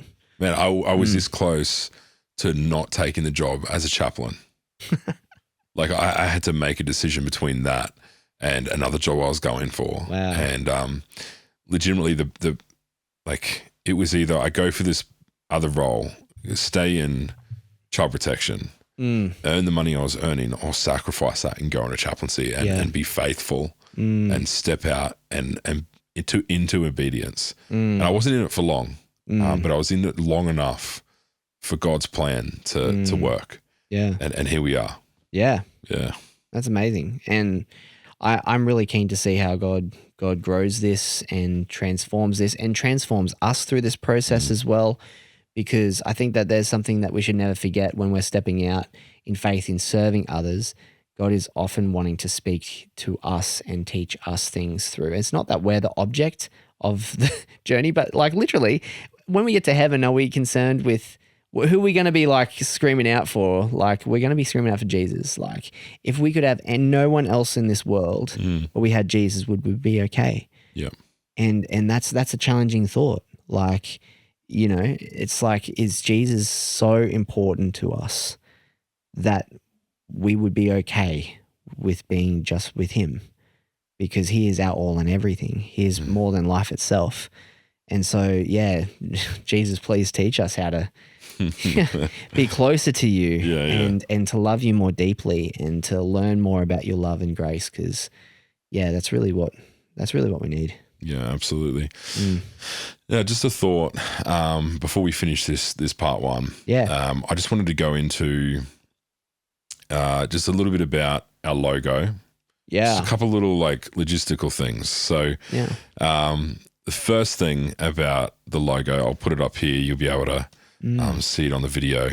And so I'm not too sure where sort of the idea started to be inspired from, but obviously, we're a podcast. There's a microphone involved. It's a bit of an outline of a microphone. Although I remember when we first discussed this podcast, and for context, I work for an organization called Top Blokes Foundation. And I go into schools, and Matty was nice enough to have, or Walker was nice enough to have, I've got to get used to that, to have us out at the school he was being a chaplain at, and was able to go in, and then it was our last session that we were doing with the young boys in that school, and you invited us over for a coffee, myself and my colleague Cortland, and we came over, and I had already been here because I helped record some drums and a few things at another time, which we can talk a lot more about, that sort of stuff. But the interesting thing was we sat in here, and I was sitting right over there. You probably can't see it, but behind us is kind of his studio setup. It's flash. It looks really good, man. You've done a great job of building it. A lot of long hours, long suffering, man. Long suffering. Yeah. It is really nice space, though. I really do love it, and we're very blessed to have this space and to be able to do this as well, to allow this in your space, in your home. But anyway, you were talking through just the different things you were doing, and then you pulled out this mic, and you were like, maybe a podcast, and it just clicked in that moment. Wow. I remember saying to you the other day, actually, that I was sitting there and I could see the couches here, I could see the microphone, and it was just like this. It's like God just gave me this vision at the time of like something's going to happen, and I remember it just stirring in my heart. Wow. And I was on the drive home. it's all I could think about was this podcast. And now, like, a podcast is something I've always wanted to do. But I was always like, who would I do it with? What would it be about? Like, I don't know. Like, it was always kind of in the back of my mind of something that I'd love to attempt to do. And although, to be honest, I never thought it would happen. But for some reason then we're having a little bit of a chat, weren't we? Like, about what could this podcast be? Yeah. And I think we kind of just started talking about the ideas, and we just both landed on the idea of Make Jesus Music. And you actually texted me the name. Yeah. And you were like, Make Jesus Music. I think that's what was stirring. Yeah. Because I think for me, and like, I had a few sort of ideas, but basically, like, getting into music production, and I'm like, transparently, like, right now I'm studying music production full time. And I mean, besides from having the production skills beforehand, helping with, you know, Katie's song and working with Sam actually has gone to SAE for a while I was at Bible college. So he's sort of had that sort of push, and he's been, you know, mixing and mastering our songs and stuff like that for now. But like, it's been so cool to, you know, basically partner in with him and be part of that process of recording Katie and all that sort of stuff. So it's always been a year full of learning for me, but I just really wanted to, like, level up, you know? And I think part of that was this space that I'm in now, this season, is really giving everything to God in the music production space, and providing a space for artists to find, maybe not me, but other people who can help them in production. Because my heart is that more people can be heard and more stories and testimonies can be heard through music. Yeah. And it just really connected with this idea of a podcast. And I really want to make Jesus music. And I think defining that Jesus music, you know, eclectically, I know that there's a lot of things on worship. I know that there's a lot of stuff in church spaces, but I know a lot of people in my experience that I've followed as growing up as well, admiring role models in the Christian music industry that, you know, maybe churches wouldn't play their music. But I was so connected with their music because of the story and testimony behind it. Yeah. And so I think that there's been a huge passion on me to kind of serve these artists in that way. And so if I can't serve them in production or collaborations, then I definitely want to serve them in a way that I can, and basically serve the Christian music industry as a whole. Yeah. And so I think Make Jesus Music, I did follow a guy who in music production, he has a channel called Make Pop Music. And I'm like, I don't want to make pop music. I want to make Jesus music. Yeah. And it kind of just, I think it kind of just hit me. And I was thinking, let's make Jesus music together. Because what else would you kind of call it? You can call it contemporary Christian music. Yep. But I mean, at the end of the day, it's like, that's a genre in itself now, CCM. But like, there's so many other Jesus music that's like rock, Christian this, Christian that. It's like, and even the term Christian, people can get confused, but I really want to please Jesus. I don't want to just be Christian for the label of being a Christian, but I want to please Jesus. I want to make Jesus, I want to glorify him by making him music, but also want to make Jesus music. The beautiful thing is, like, when you messaged me that, I was kind of like, at first I was like, it's a bit like, I'm not sure, a bit corny. I don't know. Seems like too cliche. Like, but there was nothing else like that. I Googled it. Like, you know, people have all these fancy names, and I prayed about it. And then, you know, I think the next day I just woke up and I was like, Make Jesus Music, Make Jesus Music. And I was like, you know what? That's it. Yeah. It has to be it, because that's exactly why we're here. That's right. We want to talk about making Jesus music. We want to talk about other artists and their journeys on how did you get to the point of making music for Jesus. And I think, sorry. I think with like, even the logo, you know, I put the M and the J and the M, you know, and we spoke about that. Yes. How it's not just Make Jesus Music, but this little sort of funny thing that we came up with. It's just like Matt, Jesus, Matt.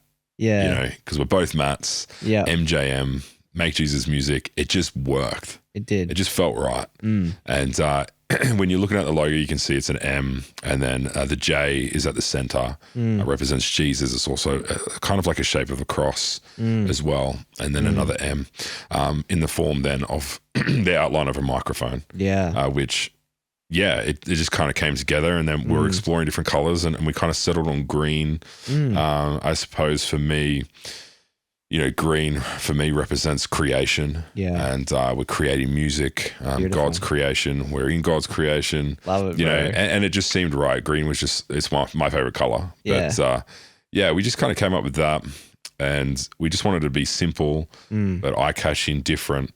We hope you like the logo. It's a branding for now. You never know; it may change over time, but I think that's just kind of what we settled on. I guess next point to that is probably our plan for our podcast. Now, just to explain a little bit, we had opportunities before we even recorded this episode, and I didn't want to miss out on those opportunities. Unfortunately, I was away for them. Although Walker got the chance to go to the Sunshine Coast. I did.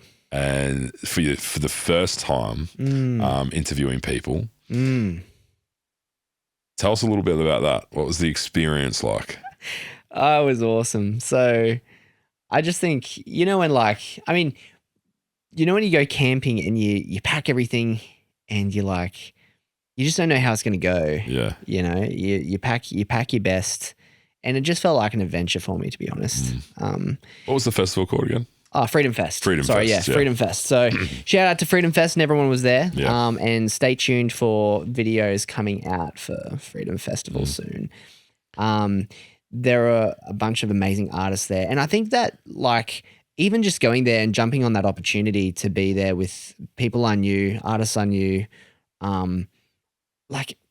what better place to kind of find, this, energetic, culture of artists that are just willing to share and want to glorify Jesus, at a Christian music festival. And it was really last minute too, eh? We're just let's do it, man. Why not? This is an opportunity. Yeah. God wants this to happen. Then let's just step out in obedience and let's just do it. We hadn't even got this set up. So. No, not at all. And I think that's, that's something that's been said again and again and again. And I've always sort of it's that fine balance between, does everything have to be perfect?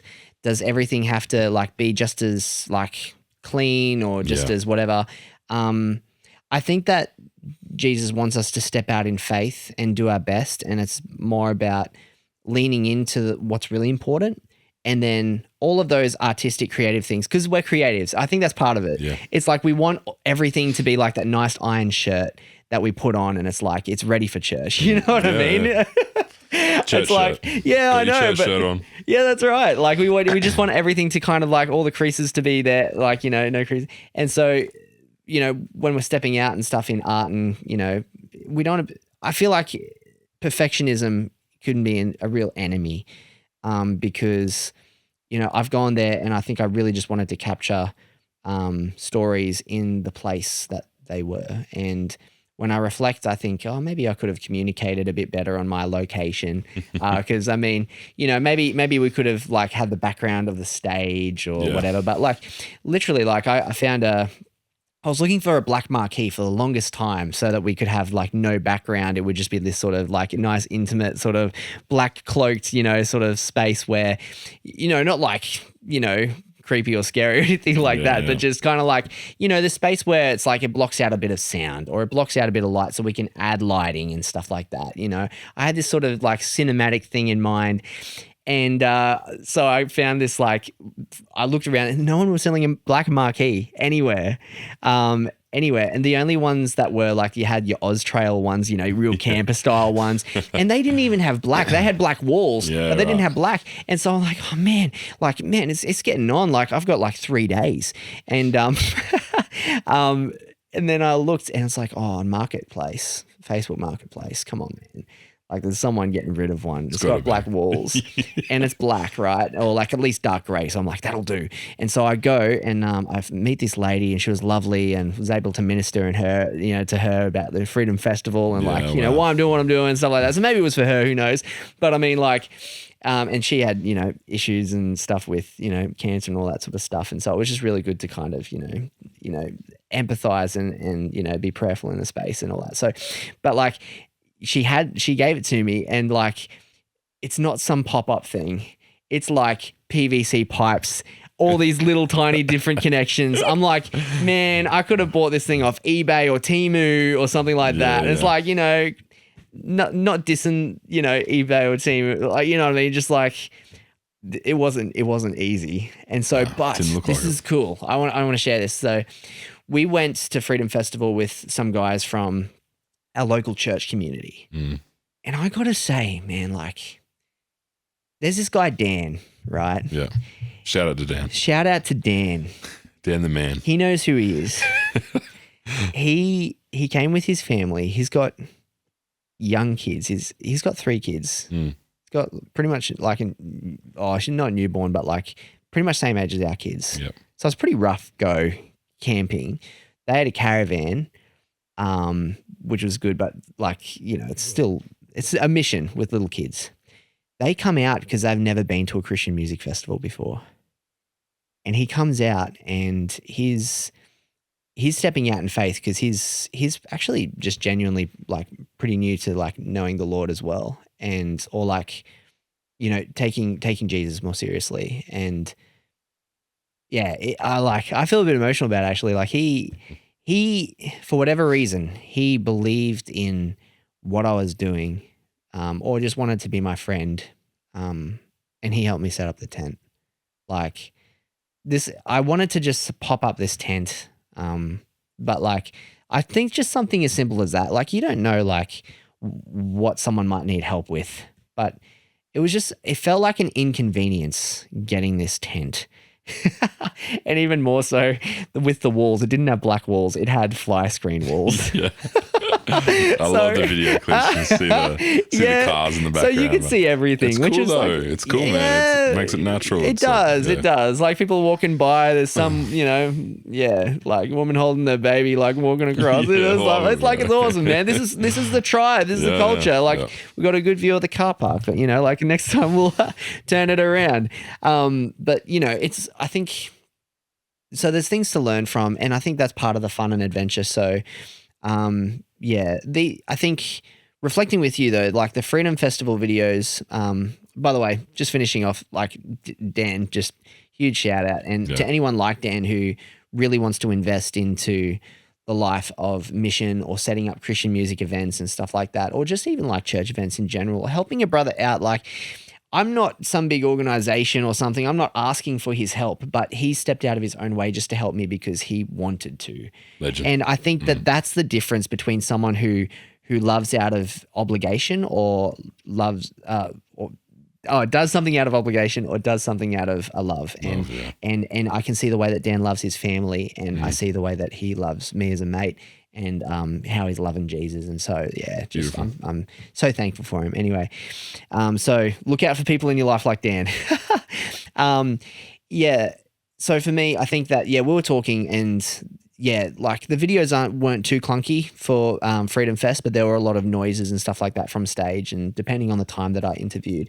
And so I think that this learning journey of us being able to facilitate a space that's adventurous, but also like homey as well, just like this, being homies together, you know, like being able to kind of just talk with each other in, just the studio space.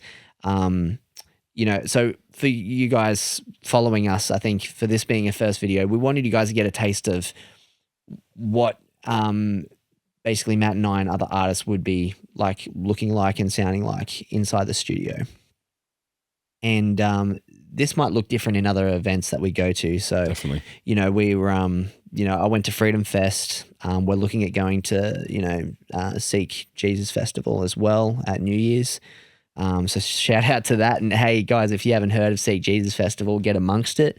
Absolutely. Because I'm telling you what, like people are, smoking and drinking and doing all sorts of stuff. New Year's. But you could be with some brothers and sisters just like Dan, who want to just come and just serve and love and just worship Jesus and just enjoy. Like, I think that sometimes, like, I don't know how people think like worshiping Jesus is like boring or like, oh, it's just that other church song again, all these hymns or something like that. It's like, there's definitely a place for that. 100% amen, like reverent worship. But I mean, there's also a time for like let's rock this out, you know. Yeah. Let's like celebrate. Let's listen to the testimonies. Let's be entertained by what Jesus is doing inside of these lives. That's literally spilling out all over the stage. Like, I really love that idea of being entertained by what Jesus is saying and doing in our life, and being in awe and wonder of like, wow, like what have you got next? Like, that solo was amazing. How did you gift that guy to make a solo like that? And he glorifies you in all that he's doing. It's like a fine craftsman. You know, the Bible talks about in, Numbers and Leviticus of all of the law and how the Holy Spirit was over these guys as craftsmen, like building the tabernacle, which was the holy of holies of places. Like, these are priests and people filled with the Holy Spirit back in the day. And yet you've got these, musos today and other people in all these creative spaces. Like, we're not worshiping the person who's creating. We're just being in awe of like, wow, God, how did you make this person do this stuff? Yeah. You were amazing. Like, how did you make that guy run that fast in the Olympics, right? Like, you're amazing, and he glorifies you. Like, there's so many sportsmen, creative, like, it's amazing. No. So like, let's glorify God in these spaces, eh? Yeah, I love it, man. And I guess in terms of what we're going to be doing then over the next little while is you'll see us release maybe these kind of studio sessions. Yeah. And hopefully we can get some artists in here. Would love to get people to come into the studio. I know people might have to travel or come out here, but at the same time, hopefully we can set up some playlists. Yeah. Whether it's on YouTube or Spotify or wherever you're listening to this podcast. Hopefully there's some form of you can identify what the podcast is going to be like. These ones might be a bit longer, probably more in depth, conversations that we're having, where we might go to these festivals and they might be shorter interviews, but just as impactful. And we want to be able to reach as many artists as we can, whether it's make Jesus music on the road or make Jesus music in the studio. Yeah. And it might look different at times. It might sound different. It might, but we just want to trust God in this journey. And whether it's here in home or whether it's in their homes, we're excited for that. We're hoping to go for a trip soon and do some interviews up through the coast of Queensland there and up to Gympie. Yeah. And hopefully we can get that done soon and just speak to more artists. I'm excited about releasing one of our first interviews with Kyle, which is coming up. I've been in the background editing some things and we've been going back and forth for a little while, but excited to get that out as well. Kyle has a great testimony. I'm so keen for you guys to hear it. Super, super awesome. And Matty, you did an awesome job being able to just guide those interviews on your own. And I'm excited to be able to do some interviews together. That's what I'm really keen for, dude. Super, super excited. Some other things, I think, look, I think we'll probably try and end it here for part one. Sure. I think we've gone on for a little while. Yep. And we might come back again in the studio again and hopefully talk a little bit more about Make Jesus Music and what's on our minds and what's on our hearts, that God's desire for us, and also maybe a little bit of my story. If that's okay. 100%. And we'll go from there, but up to you, man. You got anything else you want to add in here before we maybe prayer? I think you said it pretty well. I think just the distinguishing between studio playlists and videos and being able to be on the road, and I think it's really cool to be able to meet artists where they're at. And I think with Kyle Wilkins, you guys will be able to see that, like, I actually was invited into his home, which I feel so honored to be able to have done that. And I think there's something really beautiful about that, where being in somebody's space and being able to hear what they're like in their space where they're comfortable. It just makes a lot of sense. And so, if you're an artist that wants us to come out and check out your studio and for us to come over and interview you, like we're more than happy to do that. Definitely. So yeah, like, it might be another playlist of like home visits or something. I don't know what to call it. We'll see. This is a journey, guys. And we want you guys to come along with us. We're going to learn from things. We're going to make mistakes. Yeah. We're going to, this is about building something special. God wants us to build this, not just us, but everybody else who's listening, the people who are being interviewed. Everyone's a part of this, and wherever God takes us, we're all here for it. Hey, let's just go for the ride and just fully be obedient to God. That's what I'm keen for. Yeah, we will follow. Yeah, well, yeah. At the end of every episode, guys, we if it's a shorter or little prayer, we just love doing that because we just want to seal it with God's blessings. So if you want to join us with prayer, that'd be awesome. Yeah, absolutely. Yeah, Lord, thank you so much that we're, Walker and Velsy, both Matt and I, were able to kind of start this journey, and not just alone, but with a community of people like Dan, my bro Sam, and just our families, our communities, our churches, God, our communities, our friends.